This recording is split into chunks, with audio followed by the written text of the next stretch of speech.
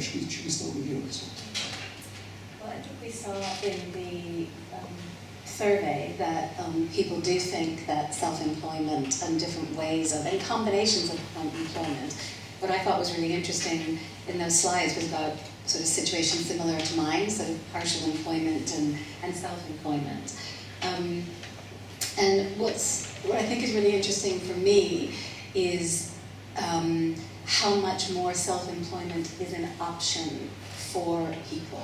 So they may not take it up, but certainly in the dialogues that I have with people about careers, when they're thinking about making career moves, they're bringing in the idea of being self-employed, and it's not a binary decision. I might be self-employed for a couple of years, I might be self-employed for 6 months, it might be a transition strategy for me. I can remember 10 or 15 years ago, friends that set up consulting businesses and feeling the need to have everything ready beforehand, the website and the marketing. And I think it's so different now. There's so much more fluidity in the way that people think about it. So I suspect that self-employment and other forms of employment like crowdsourcing and different funding mechanisms will increase. But for me, what's really interesting is the fluidity in the way that people are thinking about it. How rapid do you think that change is going to be towards these new patterns of employment?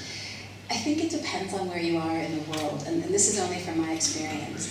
One of the things that I notice, I toggle back and forth between Detroit, which is in the Midwest in the US, New York, and London quite a bit. And in London, people talk a lot about self-employment and flexible working. In New York, they do, but not as much in London. In Detroit, unless you're very young, very little. And I think the reason for that is healthcare. You have national health here, and so your healthcare is not dependent, your employment and healthcare are not tied together like they are in the US.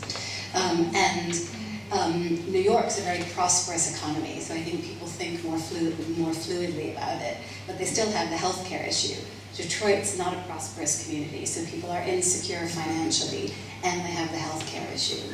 So I suspect that the increase or decrease or potential increase is going to be affected by the nature of the marketplace that people are operating in to an extent. So Peter, Alison, what would you say in terms of how are you seeing employment changing and the speed at which it's changing? I think you mentioned crowdsourcing, for example. I think we're moving to a world where we're talking about just-in-time work.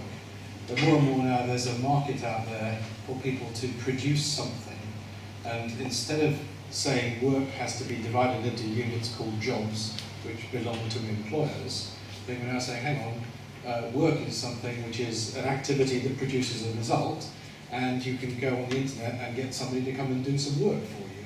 You don't have to employ them in a conventional job. That then cuts across, of course, a lot of things like employment legislation, national insurance payments, healthcare, all these things that go with employment that we're not quite sure how to deal with. So I think we've got some hurdles to get over in terms of legislation and other practices. And then I think we've got a big mental hurdle to get over in the next couple of years, which is management resistance to this kind of change. But I think it will happen.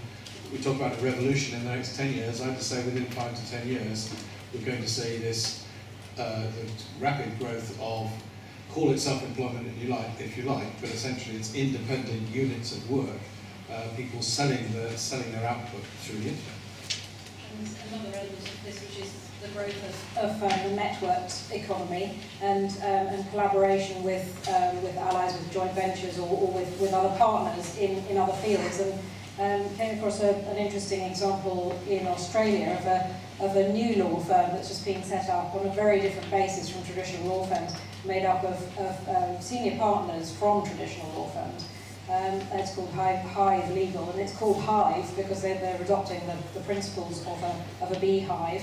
And instead of it all being about competition and we will work for the client and we'll do everything for the client regardless of whether it actually works best that way. They're talking about collaborating and bringing in other lawyers, other legal service providers where it actually makes better sense for the client. They're also getting rid of hourly billing. I mean, that's very, very important part of it, and encouraging remote working. So it's a totally different type of model, and it's attracting people from some of those big traditional law firms. So